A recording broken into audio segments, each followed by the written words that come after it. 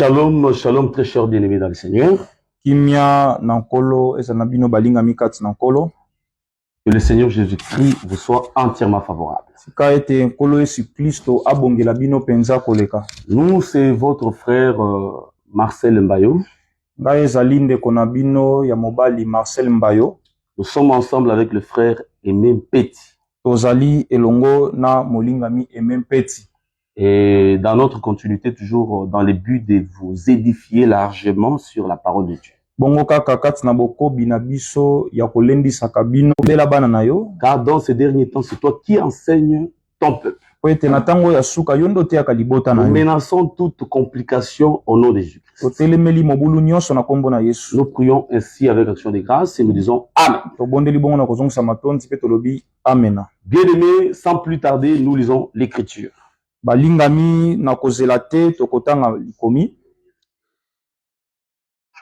sommes dans le livre des Juges. Toujours sur notre thème, les discours sur Déborah.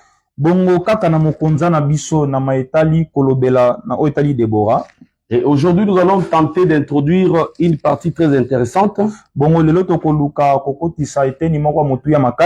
Ce sera comme un sous-thème.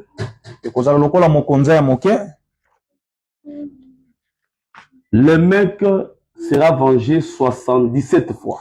Bongo le mec ye bako bukanisa ye mbala tuku sambo na mbala sambo. Lisons d'abord Juge chapitre 4, le verset 2 et 3. Bongo totangi buka bazuzi mokapona mine inzela mokie na mibale kino na misato. Et l'Éternel les vendit entre les mains de Jabin, roi de Canaan, qui régnait à Hatzor. Bongo Yahweh atekaki bango na maboko ya Jabin kumu na Kana o azalaki kokonza kuna na Hatzor. Les chefs de son armée étaient Sisera et habitaient à Arochet Goïm. Bongo mokonzi ya lipinga ya Hatzor kombo nezalaki Sisera pe azalaki kofanda na Arochet Goïm. Que Dieu vous bénisse abondamment. Zambe apambola bino mingi koleka. Nous prenons le verset 3e. Les enfants d'Israël crièrent à l'Éternel car Jabin avait 900 chars de fer. Bongo ban na Israël babeli ke pai na Yahweh po ete Jabin azalaki na mikalo kama libwa ya mabende et il opprimait avec violence les enfants d'Israël depuis 20 ans. Bongo azalaki konyokola na kanza nyonso bana na Israël na mibu tuku mibale. Shalom bien-aimé David, que Dieu te bénisse aussi abondamment. Nous serons contents de te revoir prochainement. Bien-aimé David, c'est l'interprète en anglais. Il nous a aussi beaucoup interprété sur l'enseignement, les ciels. Bongo alimbola bisope mingi na o etali la kisi ya lola tope likolo. Oui, bien aimé, iyo balingami. Lisons Genèse chapitre 4. Bongo totanga bongo buku na Genèse mokapona minei. Nous allons prendre un élément très important qui va nous aider. Bongo tokozwa eloko moko ya mutu e kosunga biso. Verset 24e. Bongo nzela mokie na tuku mibale na minei. Caïn sera vengé 7 fois. Bongo Kaina yeba kobukanisa ye mbala sambo. Et le mec 77 fois. Bongo le mec bakobukanisa ye mbala tuku sambo na sambo. Bien que ces écritures soient comme la composition d'un habile parfumeur. Kaite makomi oyo ezala lokola ko sangisa ya moto asala ka malasi malam. Parce que Dieu bénit quand il y a une bonne odeur. Souvenez-vous que quand Isaac a atteint 100 ans, parce que Isaac a eu ses enfants à 60 ans, la Bible dit que lorsque ses enfants atteignent 40 ans,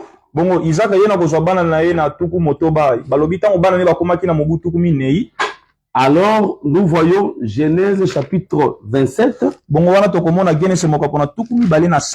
Qu'Isaac maintenant aura l'intérêt de bénir ses enfants. Ce que nous comprenons, c'est quoi? C'est que Isaac a atteint 100 ans. Parce que 60 ans, l'âge qu'il a eu ses enfants, po ete na mobu tuku motoba mbula oyo azwaki bana na ye. Et lorsque ses enfants ont atteint 40 ans, c'est que lui a atteint 100 ans. Bongo elingi koloba tangu bana na ye bakomi na mibu tuku minei elingi koloba ye pa komi na mibu kama moko. C'est ça Genèse 26 verset 34. Bongo yango nde buku na Genese moko pona tuku mibale na motoba nzela moke na tuku misatu na minei. Et Genèse 27 directement la Bible dit que Isaac voulut bénir. Bongo Genese tuku mibale na sambo elobi na mbala moko Isaac alingaki kopambola. C'est qu'on ne peut bénir que lorsqu'on atteint 100. Bongo ba pambola kaka soko komi na mobu kama moko. Que Dieu te bénisse. Zambe apambola yo. Alors, ça cache beaucoup de choses, mais je ne vais pas rentrer dans les détails pour ne pas prendre le temps inutilement. Yango dali komo makambe bena lingite kokota pena na siki pona ko zwa tango mingi te. Mais Isaac, lorsqu'il bénissait son fils appelé Jacob, qui s'était déguisé en Ésaü, bongo Isaac etango dalaki kopambola mwana na mobali Jacob oya bongo maki lokola Ésaü. Il dira à son fils de s'approcher auprès de lui. Akoyebisa na mwana na ye apusa na pene na ye. Baise-moi. Bongo pepwa ngai. Alors que Jacob baisa Isaac, bongo na Jacob ko pepwa Isaka. Là, je suis dans Genèse chapitre 27, le verset 26 à 27. Bongo na zone na buku na Genese moko pona tukumi bale na sambo na nzela moke na tukumi bale na motoba kino tukumi bale na sambo. La Bible dit que Isaac sentit l'odeur. Bongo Bible le bien de son fils. Isaka aokaki solo ya bilamba ya mwana na ye. Et il commença à le bénir. Bongo abandaki kopambola ye. Que Dieu te bénisse. Zambe apambola ye. C'est que on ne peut bénir que lorsqu'on sent l'odeur. Bongo bapambola kaka soki bayoki solo. Mais l'odeur dont nous parlons nous aujourd'hui, kasi solo to kolobela biso lelo dans 2 Corinthiens chapitre 2, bongo na buku mibale ya bakorinto mokapona mibale. Lorsque vous lisez le verset 14, tango botangi nzela moke na zomi na minei, qu'est-ce qu'on appelle l'odeur? Nini nde babengaka solo? 2 Corinthiens chapitre 2, buku mibale ya bakorinto mokapona mibale, le verset 14e, nzela moke na zomi na minei, il est écrit ce qui suit. Ekomami boye.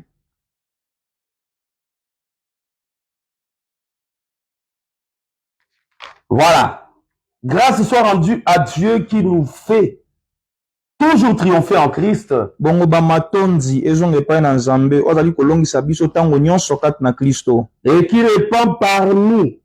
Bongo ozali kosopa na nzela na biso en tout lieu l'odeur de sa connaissance. Na bisika nyonso solo ya boyebi na ye. C'est que la connaissance s'appelle dans la Bible l'odeur. Bongo boyebi kati na Biblia yango ebengamaka solo. Ah, il y a la bonne et la mauvaise connaissance. Bongo ezalaka na boyebi ya malamu pe ya mabe. Lorsque quelqu'un a la connaissance de Christ, bongo tango moto azali na boyebi ya Kristo, en d'autres termes, il exalte une bonne odeur. Bongo nelobeli mosusu ezali kobimisa solo malamu. À ce que Isaac ne peut bénir que celui qui a une bonne odeur. Bongo Isaac koyika kopambola moto azali na solo malamu. Le vrai Isaac c'est Jésus. Bongo Isaac ya solo ezali Yesu. Galates chapitre 3 le verset 16. Buku na Bagalatia mokapona misa nzela moke na zomi na moto. La Bible dira que le fils d'Abraham c'est Christ. Bongo Biblia ezali koloba ete mwana na Balaam ezali nde Christ. Même dans Matthieu chapitre 1 verset 1. Erata na Matthieu mokapo liboso nzela moke liboso. Jésus fils d'Abraham. Yesu mwana na Balaam. C'est que le vrai Isaac c'est Jésus. Bongo ni koloba Isaac ya solo ezali Yesu. Donc Jésus ne peut bénir quelqu'un que lorsqu'il trouve dans la personne la connaissance qui est l'odeur. Ah bongo Yesu ko pambola kaka moto soka kuti na kati na boyebo ezali solo. Parce que manque de connaissance selon Osée 4 verset 6 amène la mort. Bongo bozangi boyebi kolandisa mabuku na Osée mokapona mine nzela moke na motoba ememaka nde kufa. Nous ne cessons de le dire. Biso tika kate koloba yango. Le vrai miracle se retrouve dans la parole. Ah bongo bikamo ya solo yango ezomaka na kati ya liloba. Je salue le prophète Grady. Bongo na pesi mbote na mosakoli Grady. Que le Seigneur vous bénisse, homme de Dieu. Ah kola pambola bino mosali na Nzambe. Il est prophète de dons et prophète de ministère aussi. Bongo azali mosakoli na likabo ya kotalisama ya molimo pe na likabo ya lotomo. Et que Dieu bénisse tous ceux-là qui nous suivent abondamment. Bongo Nzambe pa pambola ba nyonso azali kolanda biso mingi koleka. C'est que bien aimé dans le Seigneur. Bongo balinga mikati na nkolo. Les miracles parfaits se retrouvent dans la connaissance. Bongo bikamo ya bokoki kwa yango ezalaka na kati na boyebi. Parce que le premier miracle, ete bikamo ya liboso, c'est la conversion par la vraie connaissance. Bongo ezali nde kobongo la motema na nzela boyebi ya solo. Si quelqu'un rejette la connaissance, bongo soki moto abwaki boyebi ya liloba, et il se dit que j'ai le miracle en dehors de la connaissance véritable de Christ, ete ya lobe ezali na bikamo libanda boyebi solo ya Kristo, il ne dégagera pas une bonne odeur. Ye akobimisa solo kitoko te. Et Dieu comme le vrai Isaac ne saura pas le bénir. Bongo Nzambe lokola Isaka ya solo koyeba te kopambola ye. Parce que la vraie bénédiction, Po ete lipamboli ya solo. c'est en réalité la vie éternelle. Na bosolo ezali nde bomoi na seko. Jean chapitre 17 verset 3. Ah, buku na Yohane mokapo na zomi na sambo nzela moke na misato. Or la vie éternelle, Nzoka nde bomoi na seko. c'est qu'ils te connaissent, Ezali ete bayeba yo. toi le seul vrai Dieu, Yo nzambe moko kaka ya et solo. celui que tu as envoyé. Pe na moto yo tindi. C'est-à-dire, le royaume de Dieu est défini comme la connaissance du Père et du Fils. Ah, bongo bokonza likolo yango ezali kotalisama lokola na boyebi ya tata pe mwana. C'est-à-dire de la loi et au témoignage. Bongo likolo na mobeko pe na litatoli. C'est la loi et l'explication de la loi. Ezali nde mobeko pe limbola ya C'est mobeko. ce qu'on appelle la vie éternelle. Yango nde babengaka bomoi na seko. Que Dieu te bénisse. Nzambe Parce apambola que yo. attention, nous avons la loi qui passe et la loi qui ne passe pas. Asalaki ezali na mobeko elekaka na oyo elekaka te. Parce que Jésus avait dit, Po ete Yesu alobaki. or tes commandements sont la vie éternelle. Nzoka nde bamalako ne ezali bomoi na C'est seko. que la parole que Dieu avait donnée à Israël s'appelle aussi la vie éternelle. Bongo liloba nzambe apesaki na Isalaele ezalaki nde bomoi na seko. On ferme cette parenthèse. Tokangi nzela Ce wana. n'est pas le temps. Ezali ntango ya kolobela. Mais écoutez-nous très bien. Kasi kolanda biso Nous malamu. sommes en train de parler sur Déborah. Tozali koloba na oyo etali Debora. Nous l'avions déjà parcouru, ça c'est notre 6e enseignement. Bongo toyebaki na kotambola oyo ezali mbala na biso ya motoba koleka mpona koteya. D'ailleurs, aujourd'hui, c'est mercredi le 18. Lelo ezali mokolo na mercredi na zomi na mwambe Le 2e mois na sanza ya mibale 2026. bongo mvula kama koto mibale na tuku mibale na motoba. Que Dieu vous bénisse. Nzambe apambola bino. Donc, nous avions déjà parcouru un peu sur Déborah. Bongo toyebaki na kotambola penza mwa mingi na oyo etali Debora. Mais aujourd'hui, nous voulons toucher une autre portion d'enseignement. Kasi lelo tongi tosimba mwa eteni mosusu kaka na lilakisi Toujours sur Déborah. na oyo etali kaka Mais Debora. nous allons prendre Jabin. Kasi tokozwa nde Jabin. Jabin seulement. Jabin kaka. Parce que Déborah, Po ete Debora étant le type de Dieu ye kozala elilingi ya Nzambe sur la montagne. likolo na ngomba. Je vais toucher quelque chose là-bas. Na kosimba eloko moko kuna. Ensuite, je reviendrai sur Jabin. Bongo na kozonga na oyo etali Jabin. Que Dieu vous bénisse. Nzambe apambola bino. Lisons rapidement. Totanga na lombango. Nous sommes dans les livres de Juges. Bongo tozami na buku na bazuzi. Juges chapitre 5 cette fois-ci. Bongo sika tokotanga buku na bazuzi mokapo na mitano. Et qu'est-ce que nous remarquons? Bongo ni tozali komona kuna.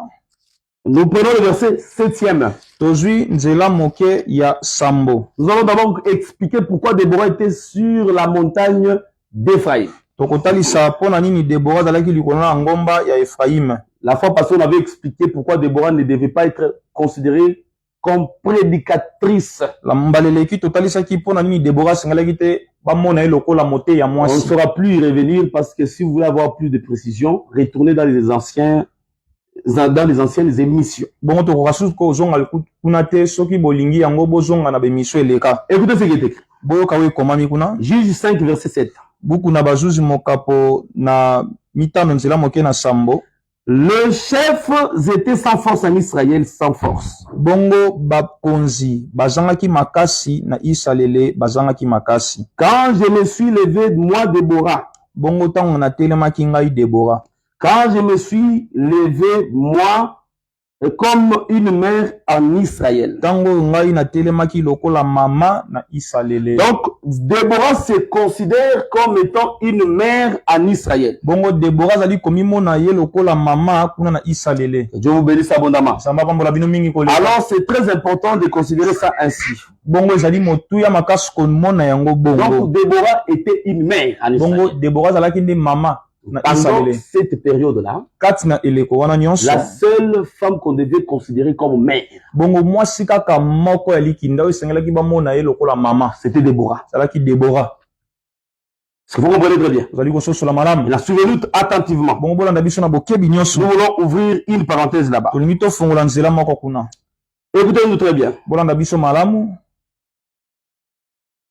Déborah était la mère d'Israël. Bongo Debora zalaki mama na Isalaele. En d'autres termes, c'est elle qui avait engendré, excusez-nous, parce que c'est lui qui engendre, c'est le père. C'est elle qui avait enfanté Israël. Yende mutu ayebaki na kobota Isalele. Parce que la mère, c'est celle qui enfante. Pote mama zalinde oya bota kabimisaka mwana. Déborah, en se considérant comme la mère en Israël. Déborah ye na komimona lokola mama na Isalele. En d'autres termes, elle était comme une maman. Bongo ne lobeli mususu azalaki lokola mama en Israël. Na Isalele. Pendant que les gens étaient faibles, c'est elle qui s'était levée pour soutenir Israël. Na tango bakonzi bazalaki na botaou yenda telemaki pona kosunga Isalele. Donc Déborah était une mère d'Israël. Bongo Déborah zalaki ne mama na Isalele. Retenez, c'est un élément très important. Bo simba ngo zali loko moko ya motu ya makasi. Donc, nous pouvons aussi dire d'une autre manière que Lapidote, époux de Déborah, était aussi le père d'Israël. Bongo tokoki kolobela pe ete Lapidote ozalaki mobali ya Déborah zalaki pe tata ya Isalele. Parce qu'en utilisant Genèse 5 verset 2, po ete na kosalela Genese mokapo na mitano nzela moke mibale. La Bible dit ceci. Biblia elobi boye. Dieu créa l'homme et la femme, il les appela tous du nom d'homme. Bongo nzamba akelaki mobali pe mwasi pa bengaki bango nyonso na kombo ya moto. C'est que Déborah et Lapidote ne forment qu'un seul corps. Bongo Déborah pe Lapidote baosala kaka nzoto moko. C'est tout un homme, zali moto moko, mais dans la partie faiblesse ou corps appelé Déborah, o wapi eteni na ya botauto pe nzoto ebengami et la Déborah. partie forte est appelée Lapidote ou l'homme. Bongo eteni o ya makasi o bengami Lapidote pe mobali. C'est par là que j'inviterai mon frère Eliu. Bongo wana ndina kobenga ndeko na ngai ya mobali Eliu. Lorsqu'il parlait à Job, Tango azalaki kolobela na Yobo. dans le livre de Job chapitre 32, Na buku na Yobo mokapo na tuku misatu na mibale. le verset 8e. Nzela mokie na mwambe. Eliu dira en réalité dans l'homme, c'est l'esprit, le souffle du Tout-Puissant. Bongo Eliu akoloba ete na bosolo kati na moto zali nde molimo pe maya o aleki na likolo. C'est que Lapidote, l'époux de Déborah, était comme le souffle, l'esprit dans Déborah. Bongo Lapidote yazalaki lokola molimo pe manakati na Déborah. Parce que par définition, Lapidote signifie tout simplement lampe. Bongo na kolimbola to pe na kotalisa o etali Lapidote ningi koloba kaka ezali mwinda. Dans la Bible, on définit aussi les mots.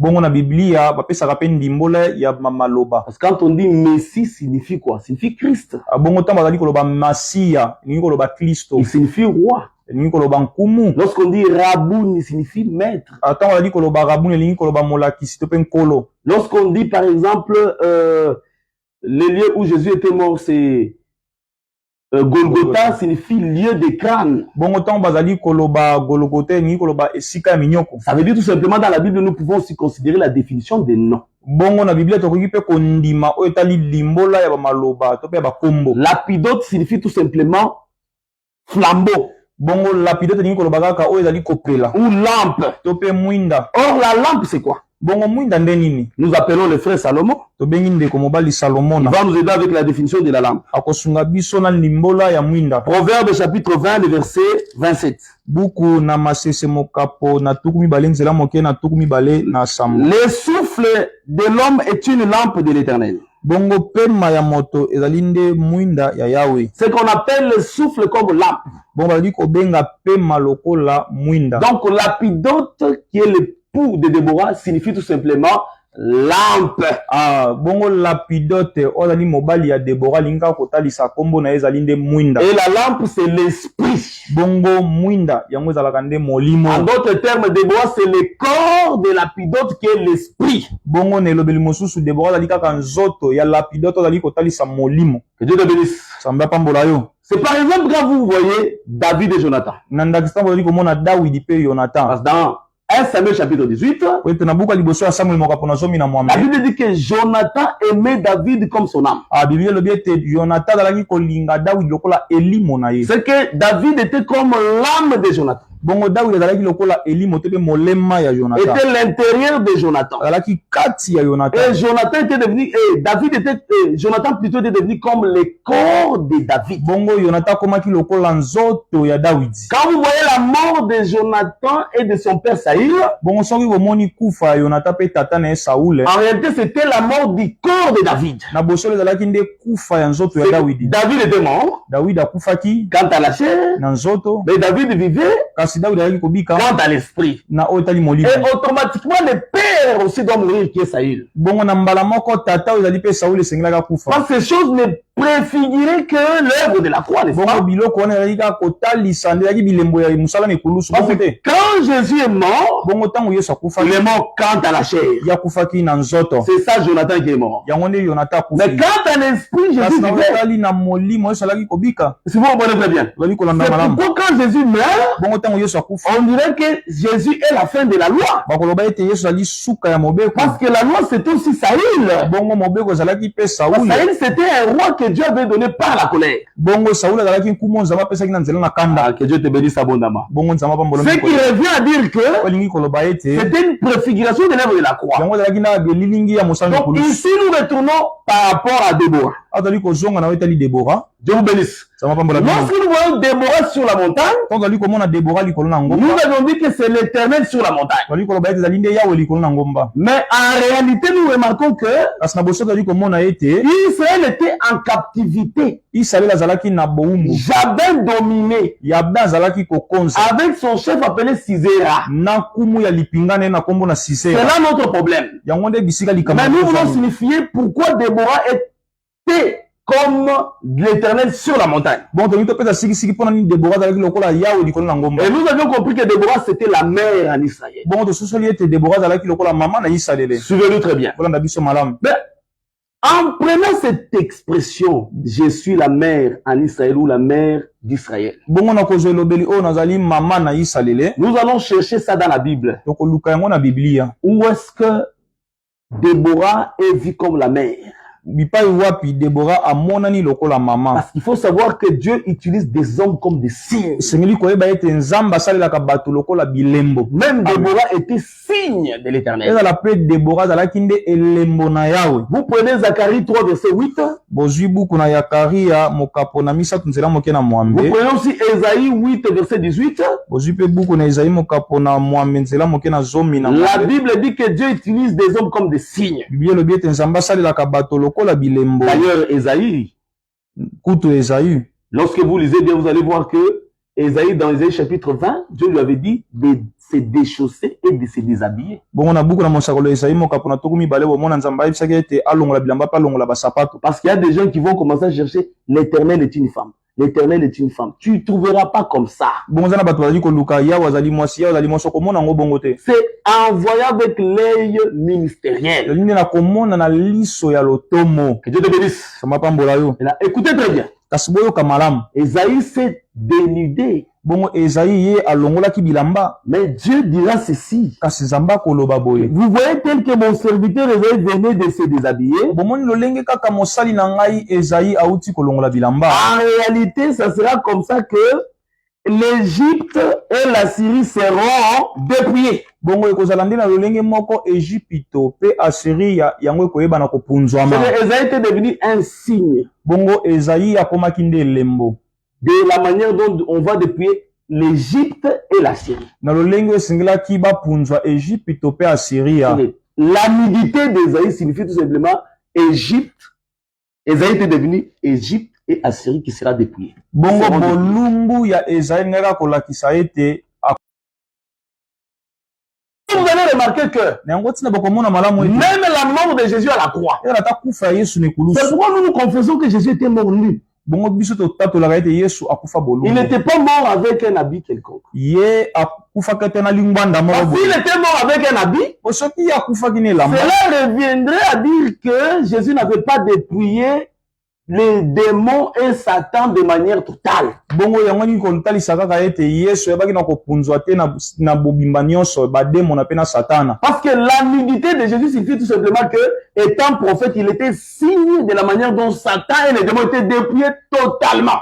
bolumbu na ye lokola mosakoli ezalaki nde elembo ya kotalisa ete de bademona mpe satana esengelaki bapunzama pene na mobimba nyonso C'est pourquoi même dans ta vie, frère, bongo ezala te na bomoi ino ndeko mobali à cause de l'œuvre de la croix, sache que tes ennemis ont été totalement dépouillés. mpo na ntina mosala na ekulusu yeba ete banguna na yo bayebaki na kopunzama na nyonso C'est que toi, tu es plus fort que tes ennemis. elingi koloba ete yo oza makasi koleka banguna na Mais yo lorsque tu pêches, tu deviens faible. kasi ntango yo osumuka kokomaka botau C'est pourquoi pour demeurer ferme, bongo mpo na kokumela na makasi il faut avoir la vie de prière. prière. esengeli kozala na bomo ya losambo Parce que chacun de nous est intercesseur de sa propre vie. po ete moko na biso azali mosambeli ya bomo na ye moko. Lorsqu'on dit que Jésus intercède pour nous, donc intercède pour nous à la droite du Père comme un avocat. Bon to bali koloba ete Yesu azali kosambela mpona biso na loboko mobali ya tata lokola mosambeli. Les gens comprennent ça mal. Bato basosolaka yango En réalité, Jésus aujourd'hui en nous, il est le Saint-Esprit. bongo na bosolo Yesu lelo kati na biso azali nde molimo santu. Le mouvement qu'il fait à la droite du Père bongo koningana azali kosala na loboko mobali ya se tata manifeste en nous. azali kotalisama na kati na biso. L'intercession dont Jésus fait là se manifeste en nous. bongo mabondelo nyonso azali kosala wana ezali nde kotalisama kati na biso. Comment Jésus est avocat à la droite du Père? lolenge kani Yesu azali mosambeli na loboko C'est mobali ya tata lorsqu'il intercède pour nous. azali ntango azali kosambela mpona biso. Mais Jésus aujourd'hui, c'est le Saint-Esprit en toi. kasi Yesu lelo azali nde molimo santu Et kati na ye. comment il fait ses services d'intercession? bongo lolenge kani asalaka mosala wana ya mabondeli C'est ça en réalité Romains chapitre 8. yango nde na bosolo buku na baroma mokapo na mwambe. Qu'est dit Romains chapitre 8? nini buku na baroma mokapo na mwambe Écoutez Romains chapitre 8. yoka buku na baroma mokapo na mwambe. Le verset 26e. nzela moke na tuku mibale na moto. La Bible dit que de même aussi le Saint-Esprit nous aide dans notre faiblesse. bongo biblia ezali koloba boye na lolenge moko molimo esungaka biso kati na botau na biso. Car nous ne savons pas ce qu'il convient de demander dans nos prières. po ete toyebaka te nini esengeli mpona kosenga na balosambo na biso. Mais l'Esprit lui-même intercède par des soupirs inexprimables. bongo molimo ye moko asambelelaka biso na nzela ma malobo eyokanaka te. C'est ça, Jésus intercède pour nous à la droite du Père. yango nde yesu azali kosambelela biso na loboko ya mobali ya Ça tata. signifie tout simplement, le Saint-Esprit intercède pour nous par des soupirs inexprimables à nous, parce que nous sommes faits de nous ne connaissons pas ce qui convient de prier. yango kaka nde ningi koloba molimo santo azali kosambela mpona biso na baloba oyo eyokanaka te parceke biso tozali kati na botau toyebi te nini tosengeli tosenga na balosambo. Shalom, shalom, mon précieux docteur Jerry Ndingu. bongo kimia na nzambe ezala na yo molingami na ngai molakisi Jerry. Que Dieu vous bénisse abondamment, homme de Dieu. nzambe apambola bino mingi mosali na nzambe. Docteur de la parole. oyo azali molakisi ya liloba. Que Dieu bénisse le frère Nathan. nzambe papambola ndeko mobali Nathan. Ainsi que tous les bien-aimés qui nous suivent. Que Dieu vous bénisse. pe na balingami nyonso bazali kolanda biso nzambe apambola bino. Que Dieu bénisse le frère Blaise. nzambe apambola molingami Blaise mosali na nzambe. Oui, suivez-nous très bien, bien-aimés. kolanda biso malamu balingami kati. Donc, il faut avoir cette vie de prière pour maintenir la force de Dieu dans ta vie. bongo esengeli kozala na bomoi wana losambo mpona kobatela makasi nguya ya nzambe na bomoi na yo. Parce que si tu ne pries pas, po ete soki osambelaka tu te seras faible. okozala na motau. Et prier là, c'est le Saint-Esprit qui le fera en toi. bongo kosambela wana molimo santu nde akosala yango na kati na yo. La Bible dit que Dieu bongo biblia elobi ete nzambe suscite à nous le vouloir et le faire. ye atombolisaka kati na biso posa mpe kosala makambo. Il y a la volonté, mpe ezali na mokano, il y a aussi la capacité d'accomplir. ezali mpe na makoki ya kokokisa yango. Que Dieu le fasse aussi dans ta vie. atika ete nzambe asala yango mpe na Si bomoi tu étais faible en prière, que Dieu t'accorde la force. soki ozalaki na botau ya kosambela atika ete nzambe apesa makasi ya Si tu kosambela. n'avais pas de volonté, que Dieu te donne la volonté de soki prier. ozangaki mokano ya kosambela nzambe apesa mokano ya Au kosambela. nom de Jésus-Christ. na kombo na Yesu. Parce que Jésus avait déjà dépouillé les dominations et les autorités à la croix. po ete yesu asilaki kopunzwa babokonzi mpe babokonzami kuna na ekulusu. C'est pourquoi étant prophète, étant signe, il devait demeurer nu. bongo ye lokola mosakoli lokola elembo esengelaki akufa bolumbu. Maintenant, cette humilité-là bongo bolumbu wana ne signifie pas que Jésus était dans la honte. Non. elingi te koloba ete yesu ozwamaki na kati na soni. Certes, c'est une portion, iyo ezali mpe te nima. mais ça signifie tout simplement que les démons et les dominations ont été dépouillés.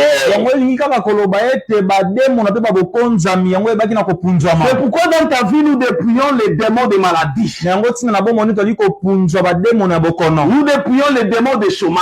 bongo tozali kopunzwa bademona ya kozanga Nous mosala. dépouillons les démons de toute puissance de réclamation des familles aussi. bongo tozali kopunzwa mpe bademona ya misala nyonso ya mipepe ya libota tozali kolanda Sois yo. fort au nom de Jésus. zala moto makasi na kombo na Yesu. Le Amen. frère Paul avait déjà compris ces choses. Hein? ndeko mobali Paul asosolaka makambo oyo. Si vous lisez Ephésiens chapitre 6, soki botangi buku na baefeso mokapo na motoba le verset 10, nzela moke na zomi et vous descendez, mpe bokiti kuna na se d'ailleurs au verset le verset 12 même à 13, ezala nzela moke na zomi na mibale ezala ta zomi na misato Paul dira une chose très importante. Paul akoloba eloko moko motu ya makasi Il dira que nous n'avons pas lutté contre la chair et le sang, lobi biso tozali kobunda te na suni mpe mais makila contre les dominations dans les lieux célestes. abi na babokonzami na bisika na Si vous likolo comprenez très bien, tozali kososola malamu il y a aussi les mauvais esprits. ezali mpe na bamilimo mabe Il y a aussi les autorités ezali mpe na babokonzi contre le prince de ce monde des ténèbres ezali mpe na bana bokonzi ya mokilo ya milili et contre les esprits méchants dans les lieux célestes. mpe na bamilimo ya kanza na bisika na likolo J'aime le verset 13. nalingaka nzela moke ya zomi na misato Il y a ceci.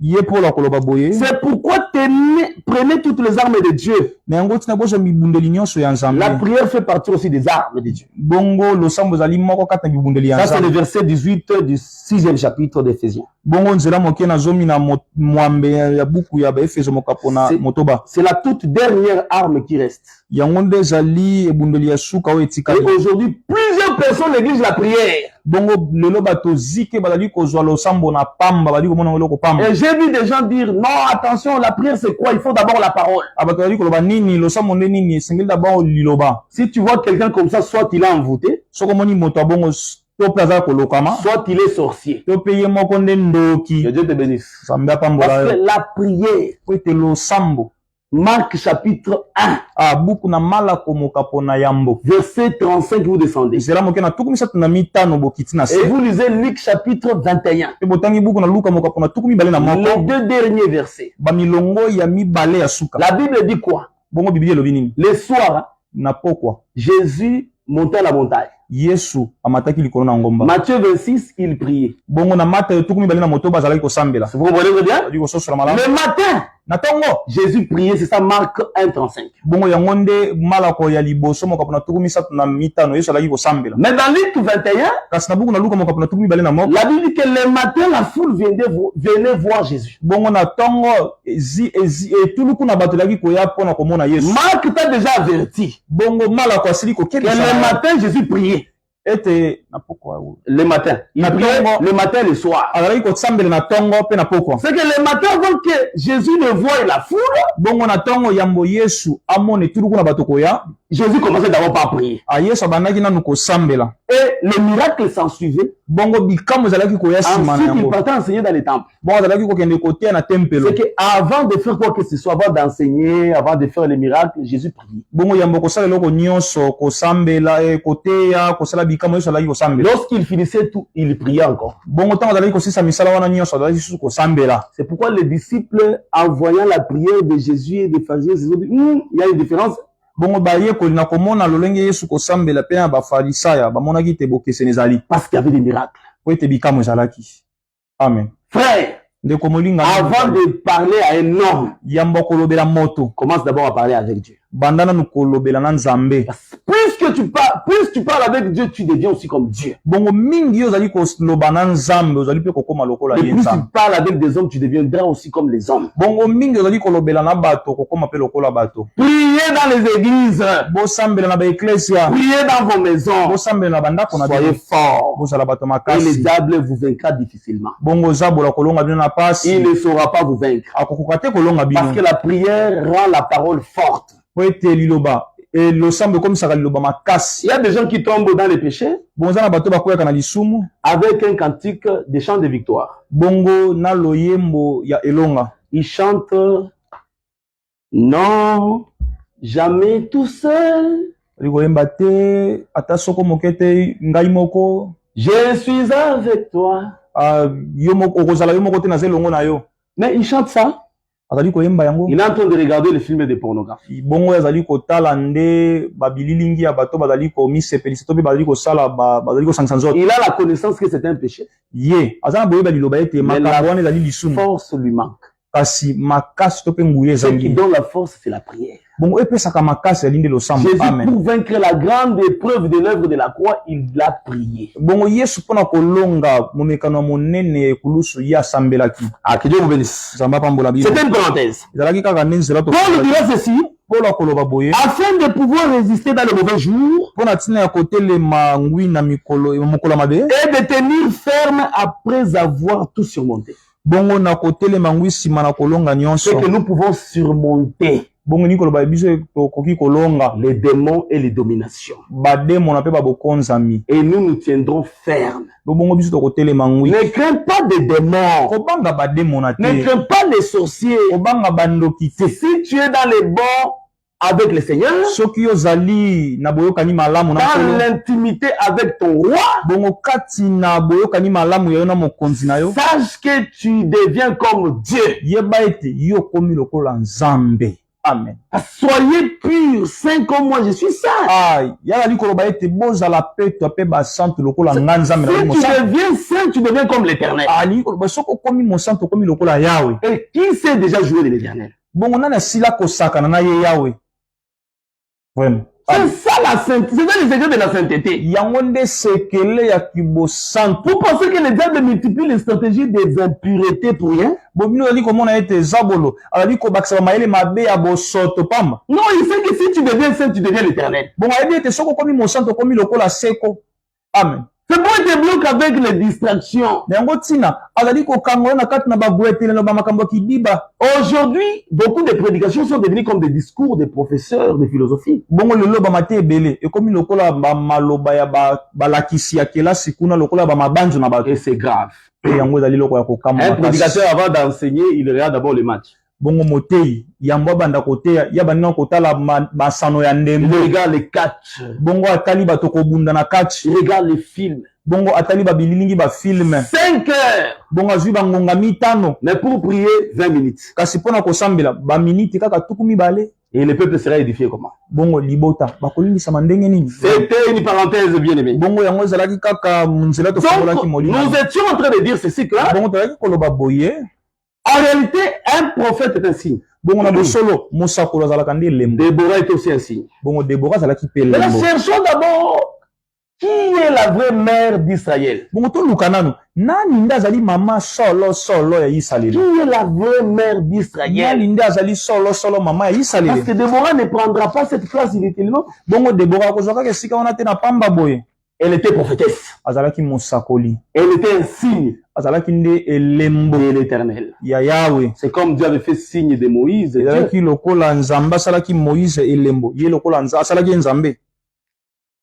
Il a fait de Moïse Dieu devant un roi et devant Pharaon. asalaki mose nzambe liboso na alona mpe liboso na falo Après, Dieu lui donne les commandements. nsima nzambe apesi ye bamalako Premier commandement. malako ya liboso Tu n'auras point d'autre Dieu devant ma face. yo kozala na banzambe mosusu te liboso na Tu ne ngai te feras point d'image taillée devant ma face. yo komisalela te lilingi moko yemi liboso na ngai À n'importe quelle forme. na balolenge nyonso Mais Moïse devait quand même s'étonner et poser à Dieu la question, papa. bongo moïse asengelaki akama mpa tuna nzambe motuna papa Tu venais à peine de me faire moi Dieu. yo outi kosala ngai mose nzambe Tu me donnes le premier commandement, je n'aurai point d'autre Dieu. bongo opesi ngai mobeko ya liboso na kozala mpe na nzambe mosusu te. Donc, Dieu allait lui dire que Moïse, je t'avais fait comme Dieu signe. nzambe alingaki koyebisa kaka na ye ete mose nasalaki yo nzambe lokola nzambe moko ya elembo Et tu n'étais pas le vrai Dieu. ozalaki te nzambe ya solo oyo bagumamelaka Adam, adamu toi aussi, tu n'es pas le vrai homme. amen yo mpe ozali moto ya solo te. Le vrai homme, c'est moi. bongo moto ya solo Pilate l'a présenté, non? Voici bongo donc. pilate atalisaki ete alobi botala moto ye Que Dieu bénisse. samba pambola bino Donc, cherchons la vraie mère. bongo toluka mama ya solo Nous sommes dans Ésaïe chapitre 66. bongo tozwami na buku na mosakolo ezali mokapo na tuku motoba na motoba Prenons d'abord le verset 9 tozwa nanu nzela moke na libwa et nous allons prendre le verset 13 aussi. mpe tokozwa nzela moke na zomi na misato Écoutez ce qui est écrit. toyoka ekomami kuna Ouvrirai-je le sein maternel bongo ngai na kofongola libumu na ngai pour ne pas laisser enfanter, dit l'Éternel. mpo na kobota te elobi yawe Moi qui fais naître. ngai oyo nabotisaka Empêcherai-je d'enfanter, dit ton Dieu. bongo na kopekisa kobota elobi nzambe na yo. Prenons le verset 13. tozwa nzela moke na zomi na misato Comme un homme que sa mère console, ainsi je vous consolerai. lokola moto oyo mama na azali kobondisa ye na bongo nde ngai mpe na kobondisa Vous bino serez consolés dans Jérusalem. bino bokobondisama na Yerusaleme. Ésaïe 49, verset 14. Bongo Esaïe tuku minei na libwa nzela moke na zomi na minei. Je prends rapidement le verset 15. Bongo na zwi mbala moko nzela moke na zomi na mitano. Bon, commençons à partir du verset 14. Si on disait, l'Éternel m'a abandonné, le Seigneur m'oublie. Bongo siyo nazalaki koloba Yahweh ayebi na kosundola ngai bongo nkolo abosaninga. Une femme oublie-t-elle l'enfant qu'elle allait? Bongo mwasi abosanaka mwana azali komelisa libele. N'a-t-elle pas pitié du fruit de ses entrailles? Bongo ye mwasi yango kaka mawate na moto oyo auti na kati na michopo na ye. Quand elle oublierait, moi l'Éternel, je ne t'oublierai point. Bongo tangu ye akoki kobosana ngai Yahweh na kobosanaka yo te. Ah, donc ici nous comprenons tout simplement que l'Éternel c'est la mère d'Israël. Toli kososola kaka ete Yahweh yende mama na Isalele. Et l'Éternel est aussi le père d'Israël. Yahweh azalaka pe tata na Isalele. Donc par ici nous pouvons dire que l'Éternel est Déborah. Nde tokoki koloba ete Yahweh azali Déborah. L'Éternel est aussi Lapidote. Bongo Yahweh azali pe Lapidote. Et Dieu bénisse abondamment. Donc Déborah sur la montagne. Bongo Déborah likolo na ngomba. C'est l'Éternel dans les ciels. Et il ne voulait pas descendre, mais il jugeait en tant que l'Éternel dans les cieux. Et les deux grands jugements de l'Éternel, c'est par l'eau et par le feu. L'eau au temps du déluge, et le feu au temps de Lot. C'est pourquoi il y a un fils qui était possédé par un démon. Ce fils-là était le type de la création. Parce que le père de ce fils, qui est le type de Dieu lui-même, avait dit à Jésus que cet enfant tombe tantôt dans l'eau, tantôt dans les feux. Et cet enfant-là, personne ne pouvait le délivrer. Parce que les disciples sont venus. Ils ont tenté de délivrer cet enfant et ont échoué. C'est pour dire que les disciples étaient les signes des prophètes. Moïse est venu. Tous ces gens, les Abraham, les Esaïe sont venus. Personne n'a pu délivrer l'humanité. C'est comme ça qu'il fallait que Jésus vienne pour délivrer ses fils. Jésus est le sauveur de l'humanité. Que Dieu te bénisse abondamment. C'est pourquoi dans le livre de Jean chapitre 4, lorsque la femme samaritaine avait écouté la parole, elle est allée l'annoncer dans la ville. Les gens de la ville sont venus. Là, je suis dans Jean 4, verset 42. Ils l'ont écouté de leurs propres oreilles. Ensuite, ils se retournèrent vers la femme pour enlever le ministère de la femme dans l'église. Ils ont dit à la femme que ce n'est plus à cause de tes paroles, toi, Joyce.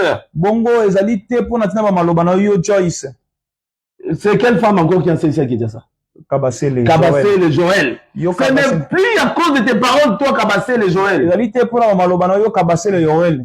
Ainsi que d'autres femmes qui enseignent. Ce n'est plus à cause de tes paroles que nous croyons. Mais c'est à cause de ce que nous venons nous-mêmes d'écouter. Donc ils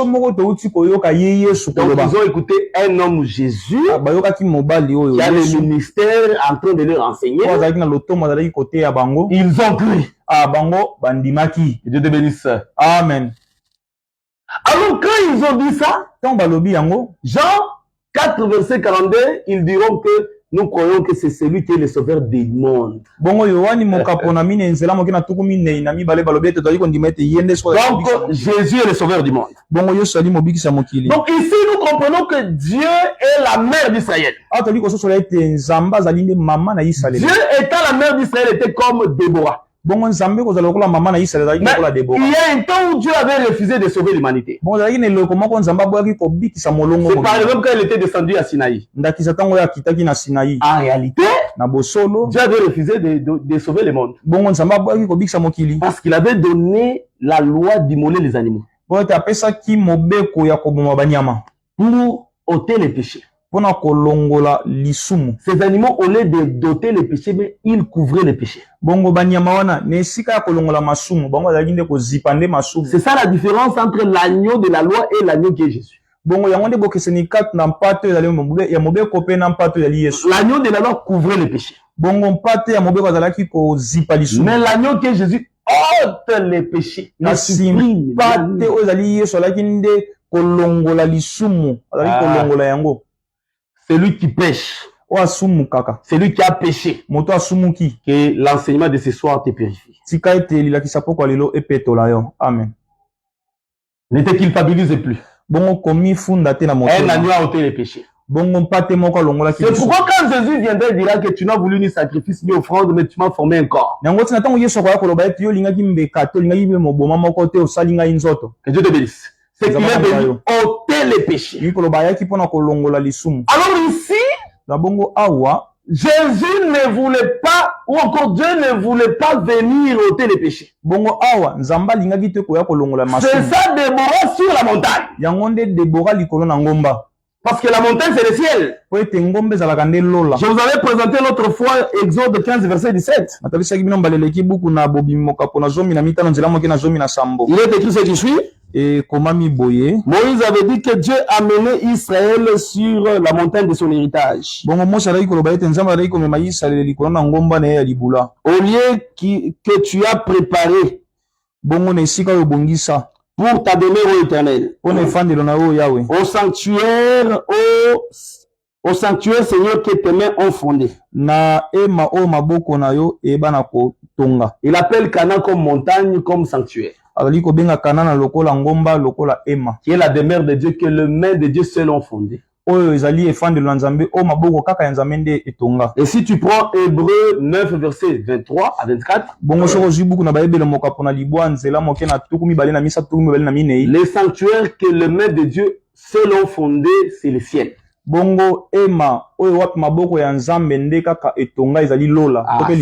que le ciel, c'est aussi une montagne. Que Dieu te bénisse. Même Psaume 43. On a dit que Dieu habite dans la montagne comme sa demeure. Comme ses demeures au pluriel. Parce que dans 2 Corinthiens 12, Paul verra le ciel composé de 3 parties. C'est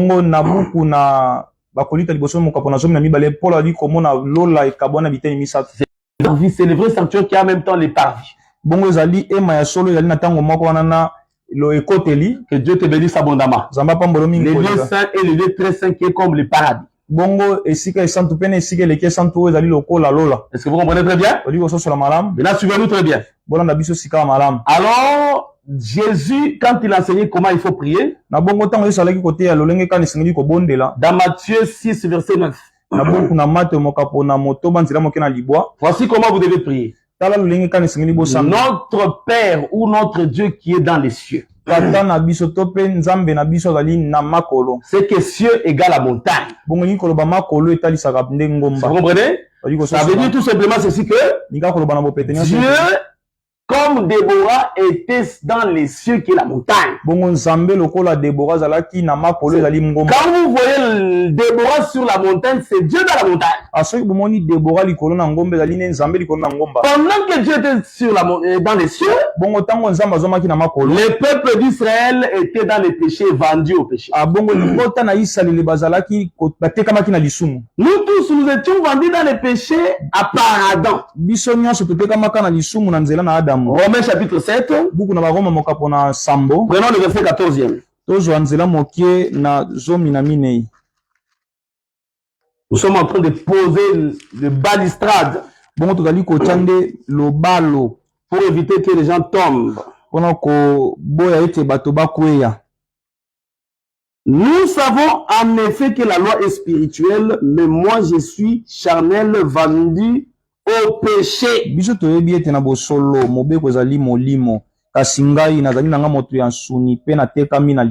C'est ça, Juge 4, verset 2. yangonde buku na bazuzi mokapo na mine nzela moke. Israël a péché. Israël a sumuki. Dieu l'a vendu à Jabin. Bongo nzamba teke pa na Yabin. Aujourd'hui, on se limite d'abord là-bas. Lelo to suki wana. On viendra continuer Tokoya kokoba pour faire comprendre maintenant Jabin qui est-il auprès de qui Dieu avait vendu Israël parce qu'il avait commis les péchés. Pona kotalisa ete Yabin azali nani epai na nani o nzambe ayebaki na koteka Israël pote bango basumuka. Retenez de manière brève. Bo simba kaka na mukuse. Donc nous avons Déborah. Tozali na Déborah et son mari Lapidote. Pe mobali na Lapidote. Déborah s'appelle la mère en Israël. Lapidote Déborah bengami mama na Israël. Nous avions voulu chercher Déborah qui est signe qui était la mère en Israël. Bongo tolingaki toyeba Déborah zali lembo zalaki mama na Israël. Nous avions compris que c'est l'Éternel. Atososolaki ezali nde Yahweh dans Ésaïe chapitre 66. Abuku na Esaïe mokapo na tuku motoba na motoba. Verset 9 à 13, l'Éternel est appelé comme la mère d'Israël. Et la montagne, c'est le ciel. Donc l'Éternel était au ciel. Il ne voulait pas venir sauver. Mais il était comme juge. Lorsqu'il avait donné la loi, il était le législateur qui a donné la loi. C'est ça l'Éternel juge. Parce que l'Éternel a commencé à donner sa loi depuis le jardin d'Éden. C'est ça Déborah dans la montagne ou l'Éternel dans le ciel. Il ne voulait pas venir sauver, mais il jugeait. Vous comprenez très bien? Alors quand il jugeait, le peuple était dans le péché. C'est ça Adam qui a péché et parmi nous tous nous sommes tombés dans le péché. Maintenant il fallait que l'Éternel comme Déborah descende de la montagne pour venir sauver le peuple. Il y a beaucoup de choses à parler par la grâce de Dieu. On ira petit à petit. Donc dans la prochaine émission, nous viendrons toucher Jabin, Sisera et la mère de Sisera ainsi que les femmes qui sont les amies de la mère de Sisera. Bongo na émission koya pona kotalisa ya ben Sisera pena baningo bazalaki ya Sisera. Que Dieu vous bénisse et qu'il vous garde. Je vais prier pour vous. Seigneur, je bénis tes enfants. Je voudrais que cet enseignement soit vie dans leur marche. Cela enlève la mort, la maladie. La faiblesse dans la marche. Accorde-leur la force. Ceux qui étaient couchés, assis dans la marche, que cet enseignement les relève. Au nom de Jésus-Christ, ceux qui sont malades, qui soient guéris au nom de Jésus-Christ. Nous bénissons tous les serviteurs de Dieu, tous les enfants de Dieu. Donne-nous encore la force d'être là prochainement. Et protège-nous contre les maladies et les attaques de l'ennemi, de la mort, des autres puissances des ténèbres.